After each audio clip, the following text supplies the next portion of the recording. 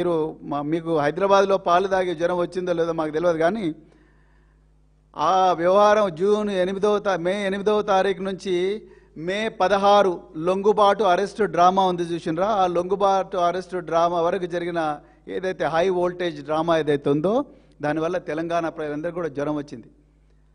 So దీన్ని దయచేసి ప్రజలందరూ కూడా గుర్తించాలి. సో ఇక్కడ విషయం ఏంటంటే, కొంతమంది బీజేపీ నాయకులు ఏమాత్రం కూడా ఇక వాళ్ళకు ఆ రోజు ఎవరు మాట్లాడలేదు, కాంగ్రెస్ వాళ్ళు మాట్లాడలేదు, బీజేపీ వాళ్ళు మాట్లాడలేదు. ఇలా ఖమ్మంలో జరిగిన ఇన్సిడెంట్ మీద మీరేం మాట్లాడతారు? ఏం మాట్లాడతారు? పోలీసు వాళ్ళు బాజాబ్తా అరెస్ట్ చేసినారు. అరెస్ట్ చేసిన తర్వాత బాధితురాలని వెంటనే పరామర్శించడానికి మా మాజీ మంత్రులు ఇద్దరు కూడా అక్కడికి పోయి బాధ్యతాయుతమైన ఒక రాజకీయ పార్టీ ఏ విధంగా బిహేవ్ చేస్తుందో ఆ విధంగా మా అగ్రనాయకత్వం చేసింది. కానీ ఇవాళ నేను అడుగుతా ఉన్నా, ఒక్కటే అడుగుతున్నా, మీరు జాగ్రత్తగా గమనించండి మీడియా మిత్రులారా, తెలంగాణ ప్రజలారా. ఈరోజు రాష్ట్రంలో మహిళా శిశు సంక్షేమ శాఖ మంత్రి ఎవరు? సీతక్క గారు. రాష్ట్రంలో హోంశాఖ మంత్రి ఎవరు? రేవంత్ రెడ్డి గారు. రాష్ట్రంలో ముఖ్యమంత్రి ఎవరు? రేవంత్ రెడ్డి గారు. నిజానికి ఆనాడు బాధితురాలతో మాట్లాడాల్సింది ఎవరు? హోంశాఖ మంత్రి గారు, లేకపోతే మహిళా శిశు సంక్షేమ శాఖ మంత్రి. ఎందుకంటే వీళ్ళంతా పిల్లలు, మైనర్ బాలికలు are equal to children. So వాళ్ళు మాట్లాడలేదు. మరి సీతక్క గారు, మరి ఆమె రావాలి కదా నిన్న హాస్పిటల్కు, రాలేదు. రేవంత్ రెడ్డి గారు రావాలి కదా, రాలేదు. ఆయన ఎంతసేపు ఇక మీనాక్షి నటరాజను పాపం ఒక మహిళ నమ్ముకొని, కాంగ్రెస్ వాళ్ళని నమ్ముకొని తెలంగాణకు వచ్చింది. వస్తే పాపం ఆమెకే వెన్నుపోటు పొడిచిన వ్యవహారం. అంటే మహిళలంటే కొంచెం కూడా బర్దాష్ చేయలేని వ్యక్తులు ఇలా అధికారిక పొజిషన్లలో ఉన్నారు. ఇక వీళ్ళు కాంగ్రెస్ బీజేపీ వాళ్ళు మీరే ఇన్ఫర్మేషన్ ఇచ్చిందంటారు. కాంగ్రెస్ వాళ్ళేమో మీరే మమ్మల్ని అన్యాయం చేసినారని అంటున్నారు ఎలక్షన్ కమిషన్ అడ్డం పెట్టుకొని. మీ అందరికీ తెలియకుండానే మూడో వ్యక్తి రాజ్యసభ సభ్యుడవుతాడా? రాజ్యసభ సభ్యుడిగా నామినేషన్ ఇస్తాడా? మీరు ఇక్కడ నుంచి ఇన్ఫర్మేషన్ ఇస్తున్నారన్న విషయం తెలియకపోతే. సో ఇవన్నీ వ్యవహారాల తలమునకలైన ఈ వెనుపోటు పొడిచే వ్యవహారాల మహిళలను రాజ్యసభ సభ్యులు కాకుండా కుట్రలు పన్నే వ్యవహారంలో తలమునకలైన మరి ముఖ్యమంత్రి గారు, ఆయన ఈ రాష్ట్రంలో మైనర్ బాలికల గురించి ఆలోచిస్తారా? మరి సీతక్క గారు అంటేనే మీరందరూ కూడా, మనందరం కూడా రీల్స్ బాగా చేస్తారు అని అంటారు. మరి నేను రిక్వెస్ట్ చేస్తున్న, చేతులు జోడించే సీతక్క గారు, మీరు మహిళా శిశు సంక్షేమ శాఖ మంత్రి, మైనర్ బాలికల అంశం గురించి కూడా ఒక రీల్ చేయండి మేడం. ఒక రీల్ చేయండి. మైనర్ బాలికలు ఏ విధంగా తమను తాము రక్షించుకోవాలి అన్న విషయం మీద ఒక రీల్ చేయండి కదా. అంతే తప్ప ప్రజల గొంతుకగా నిలిచిన బీఆర్ఎస్ పార్టీని, ప్రజల ధన మాన ప్రాణాలకు వాటి కోసం ఎదురొడ్డి పోరాడుతున్న బీఆర్ఎస్ పార్టీ మీద ప్రతిరోజు కూడా కామెంట్లు చేసుకుంటూ కూర్చుంటే ఏమొస్తుంది కాంగ్రెస్ వాళ్ళకు, బీజేపీ వాళ్ళకు? ఒక్కసారి తెలంగాణ ప్రజలందరూ కూడా ఆలోచించాలి. ఇక రెండవ అంశము, ఇది టెక్నికల్ అంశం, చాలా సున్నితమైన అంశం. దయచేసి నేను ఒకవేళ ఏమైనా తప్పు మాడితే క్షమించాలి. మొట్టమొదట ఇది చాలా ఇంపార్టెంట్. ఇది రాజకీయాలకు అతీతంగా చెప్తున్నా, ఇది ఎవరికైనా వర్తిస్తుంది. ఒక తండ్రిగా, ఒక మాజీ పోలీస్ అధికారిగా, అదేవిధంగా ఒక పౌరుడిగా. ఈ పోక్సో కేసులు నేరం జరిగిన తర్వాత వాటి పరిశోధించడం ఎంత ఇంపార్టెంటో, నేరం జరగక ముందు కూడా వాటిని ఆపడం కూడా అంతే ఇంపార్టెంట్. ఇది నా రిక్వెస్ట్ తల్లిదండ్రులకు బీఆర్ఎస్ పార్టీ తరఫున. అదేవిధంగా యంగ్ అడల్ట్స్కు, అంటే జెన్జీ అంటున్నాం కదా ఇప్పుడు మనం, ఆ యంగ్ అడల్ట్స్, తర్వాత 12 సంవత్సరాలు దాటిన బిడ్డలు ఎవరైతే ఉన్నారో, 12, 11, 10 ఆ వయసులో ఉన్న బిడ్డలు, వాళ్ళ తల్లిదండ్రులకు, అదేవిధంగా బిడ్డలకు మా ప్రత్యేకమైన రిక్వెస్ట్ బీఆర్ఎస్ పార్టీ తరఫున. మొట్టమొదట 99% పాక్సో కేసుల్లో నేరస్తులు ఎవరంటే బాధితులకు తెలిసిన వాళ్ళే. అంటే వాళ్ళు మామయ్యల రూపంలో రావచ్చు, ఆంటీల రూపంలో రావచ్చు, లేకపోతే పక్కింటి అంకుల్ రూపంలో రావచ్చు, లేకపోతే దూరపు బంధువుల రూపంలో రావచ్చు, లేకపోతే ఇంకా ట్యూటర్ల రూపంలో రావచ్చు, లేకపోతే గేమ్స్లో కోచ్ల రూపంలో రావచ్చు, లేకపోతే నైబర్స్ పక్కన ఇరుపూరు వాళ్ళ రూపంలో రావచ్చు, లేకపోతే మత గురువుల రూపంలో కూడా రావచ్చు. అట్లనే అందరినీ చెడ్డోళ్ళని అంటలేను, కానీ ఒక కన్నేసి ఉంచాలి. పిల్లలను దయచేసి ఒంటరిగా వదలకండి. This is very very important.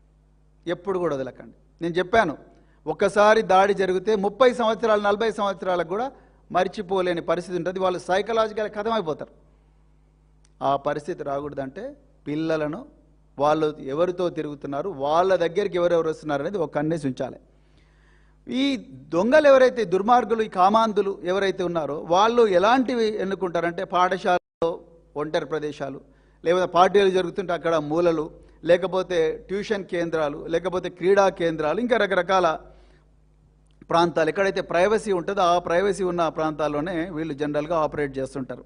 అదేవిధంగా ఇక దీనికి ఒక టెక్నిక్ ఉంది, ఇది బాగా గుర్తుపెట్టుకోవాలి మీరు తల్లిదండ్రులు, అదేవిధంగా యంగ్ అడల్ట్స్. దీన్నే గ్రూమింగ్ టెక్నిక్ అంటారు. చాలా ఇంపార్టెంట్, ఇది అంతర్జాతీయంగా గుర్తించబడ్డ టెక్నిక్, ఈ గ్రూమింగ్ టెక్నిక్. ఈ నేరస్తులు గ్రూమింగ్ టెక్నిక్ ద్వారా ఈ మైనర్ బాలికలకు కానీ మైనర్ బార్ల దగ్గర అవుతారు. ఏంటి గ్రూమింగ్ టెక్నిక్? గ్రూమింగ్ టెక్నిక్ ఏంటంటే వల్నరబుల్ పిల్లలను గుర్తిస్తారు. వల్నరబుల్ పిల్లలు అంటే ఎవరు? ఇంట్లో ఇద్దరు తల్లి తండ్రి ఉన్నారు, వాళ్ళిద్దరు ఎప్పుడు కొట్లాడుకుంటా ఉన్నారు, తండ్రి లేడు తల్లి ఉంది, తల్లి లేడు తండ్రి ఉంది, లేకపోతే సపరేట్ అయిపోయి ఉన్నారు, లేకపోతే ఇద్దరు కూడా ఇంటికి రాగానే మొబైల్ ఫోన్స్, ఆఫీస్ పనులు అవన్నీ చేస్తూ ఉన్నారు. పిల్లలు మమ్మీ డాడీ ఆడుకుందాం, నాకు కథ చెప్పు, అవి చెప్పు, ఇవి చెప్పు అంటే నాకు ఏదైనా వంట చేసి ఇవ్వవా మమ్మీ, లేకపోతే నాకు హోంవర్క్లో హెల్ప్ చేయమంటే నాకు ఇదంతా కాదు, నాకు మనసు మమత సీరియల్ ఇంపార్టెంట్, లేకపోతే డాక్టర్ బాబు సీరియల్ ఇంపార్టెంట్, లేకపోతే ఇంకేవో ఇంపార్టెంట్ అని చెప్పి వాళ్ళ ప్రపంచంలో వాళ్ళు తల్లిదండ్రులు ఉంటే ఈ పిల్లలు ప్రేమ కోసం వెంపర్లాడతారు. లేకపోతే తల్లిదండ్రులు కొడతారు పిల్లలు, తండ్రి తాగొస్తాడు, దనదన కొడతాడు. సో మదర్ కాపాడుకుంటే పర్లేదు, మదర్ కాపాడుకోకపోతే వీళ్ళు ఆ రక్షణను ఇంకో దగ్గర నుంచి ఎక్స్పెక్ట్ చేస్తారు. ఆ ఇంకొక దగ్గర నుంచి ఎక్స్పెక్ట్ చేసే సమయంలోనే వల్నరబిలిటీ మొదలవుతుంది. సో మొట్టమొదట టార్గెట్ని సెలెక్ట్ చేసుకుంటారు, ఎవరు? Vulnerable children. రెండవది, ఈ పిల్లల మీద నమ్మకాన్ని సంపాదిస్తారు. ఎవరు? ఈ నేరస్తులు. నమ్మకం ఎట్లొస్తుంది అంటే, సో నేను నీ అంకుల్ లాంటి వాడిని, నేను నీ అన్న లాంటి వాడిని, లేకపోతే నేను దూరపు అంకుల్ని, మీ డాడీ నాకు చాలా క్లోజ్, మీ డాడీ ఇబ్బందులు ఉన్నప్పుడు నేను కాపాడలేదా, మమ్మీ ఇబ్బందులు ఉన్నప్పుడు నేను కాపాడలేదా, మీ డాడీకి మమ్మీకి ఏమైనా ప్రాబ్లం అయితే కూడా నేను ఇస్తా ఉన్నా, మీకు ఏమైనా పోలీస్ కేసులు అయితే కూడా నేను రక్షిస్తా, అవి ఇవిగా రకరకాల మాటలు చెప్పి పిల్లలను చాలా కేర్ఫుల్గా దగ్గరవి వాళ్ళకొక సంబోధించే వ్యవహారంలో మార్పు వస్తుంది. ఇక మూడవది, అవసరాలు తీర్చడం. అవసరాలు అంటే ఏముంటాయి జనరల్గా? ఈ నేరస్తులు అనే వాళ్ళు జనరల్గా ఏం చేస్తుంటారంటే, పిల్లలకు వాళ్ళు అడగకముందే వీళ్ళకు ఒక ఇంట్లో 3 పిల్లలుంటే వాళ్ళందరి పిల్లల మీద ఈ టార్గెట్ చేయరు, ఒక్కరే అమ్మాయి మీద చేస్తారు. ఒక అమ్మాయి, ఒక అబ్బాయి. జనరల్గా majority of the victims of sexual violence are young girls. So ఈ ఒకటే అమ్మాయి మీద ఫోకస్ చేస్తారు. ఒకే అమ్మాయి మీద ఫోకస్ చేసి ఆ అమ్మాయికే, ఇంట్లో 3 ఉన్నా కూడా ఆ అమ్మాయికి, 2 ఉన్న ఆ అమ్మాయికే ఎక్కువగా గిఫ్ట్స్ ఇస్తారు. గిఫ్ట్స్ ఆర్డినరీ గిఫ్ట్స్ కాదు, కాస్ట్లీ గిఫ్ట్స్ ఇస్తారు, మంచి డ్రెస్సులు తీసుకొస్తారు. అదేవిధంగా అప్పుడప్పుడు పాకెట్ మనీ ఇస్తారు, మమ్మీ ఇవ్వట్లేదు కదా నేను ఇస్తాను, అమ్మా అంకుల్ పర్లేదమ్మా అని చెప్పి ఇస్తారు. అదేవిధంగా ఫోన్స్ ఇస్తారు. ఇప్పుడు ఫోన్స్, ఇన్స్టాగ్రామ్ చూడాలని యంగ్ జనరేషన్కి చాలా ఉంటుంది, స్నాప్చాట్లో చాట్ చేయాలని ఉంటుంది, అదేవిధంగా ఫోటోలు తీసుకోవాలని ఉంటుంది, సెల్ఫీలు తీసుకొని వాళ్ళ వాట్సాప్ స్టేటస్ పెట్టుకోవాలని ఉంటుంది, ఇంకా రకరకాల యాప్స్ అనమాట. ఈ యాప్స్లో పెట్టుకోవాలంటే మంచి మొబైల్ ఫోన్ కావాలి, దానికి కెమెరా ఫెసిలిటీ ఉండాలి. సో ఇప్పుడు కెమెరాలో అద్భుతమైన కెమెరా ఫెసిలిటీ ఫోన్స్ వస్తున్నాయి, వీళ్ళ దగ్గర డబ్బు ఉండదు. అలాంటప్పుడు ఈ పక్కింటి అంకుల్ వస్తాడు, లేకపోతే పక్కింటి భయ్యా వస్తాడు, వచ్చి ఇతను నా దగ్గర డబ్బులు ఉన్నాయి తీసుకో అని చెప్పేసి ఈ ఫోన్ తీసుకో, మంచి ఫోన్ కొనుక్కోమ్మా, పర్లేదు మా ఇంట్లో 2 ఉన్నాయి, ఇది ఒకటి తీసుకో అంటారు. పిల్లలు ఏమున్నది, అమాయకులు, మైనర్ బాలికలు ఎట్లుంటారు, వాళ్ళకి ఆ మెచ్యూరిటీ ఉండదు. సో అందుకొరకు ఈ ఎమోషనల్ నీడ్ ఫీల్ చేస్తారు. తల్లిదండ్రులు కొనిచ్చే పరిస్థితి ఉండదు, సో పక్కన వీడు పోనిస్తాడు. సో కొనిచ్చిన వెంటనే ఆ పిల్లలు ఆ ఫోన్ దాచిపెట్టుకుంటారు, దాన్ని వాడుకుంటారు. అంటే సో రిలేషన్షిప్ కొంచెం స్ట్రెంథన్ అవుతుంది. దాని తర్వాత స్లోగా ఐసోలేట్ చేస్తారు. ఎవరి నుంచి ఐసోలేట్ చేస్తారు? సిబ్లింగ్స్ నుంచి ఐసోలేట్ చేస్తారు. ఇంట్లో 2 పిల్లలు ఉంటే ఆ అమ్మాయిని స్లోగా వీళ్ళ వైపు ఎమోషనల్గా బ్లాక్మెయిల్ చేస్తారు. చేసి స్లోగా తల్లిదండ్రులకు వ్యతిరేకంగా మాట్లాడడం మొదలెడతారు. మాట్లాడి, చూడు నేను ఇంత చేస్తున్నా, నాలాగా మీ మమ్మీ డాడీ చూస్తున్నారా నేను అని చెప్పి స్లోగా పిల్లలను తల్లిదండ్రులకు వ్యతిరేకంగా ట్రైన్ చేస్తారు. అదేవిధంగా దాని తర్వాత స్లోగా అప్పుడప్పుడు తాకరాని చోట తాకుతారు. అది యాక్సిడెంటల్గానే కనిపిస్తుంది, కానీ ప్లాన్ ప్రకారం చేసే వ్యవహారం అది. యాక్సిడెంటల్గా ఉంటుంది కానీ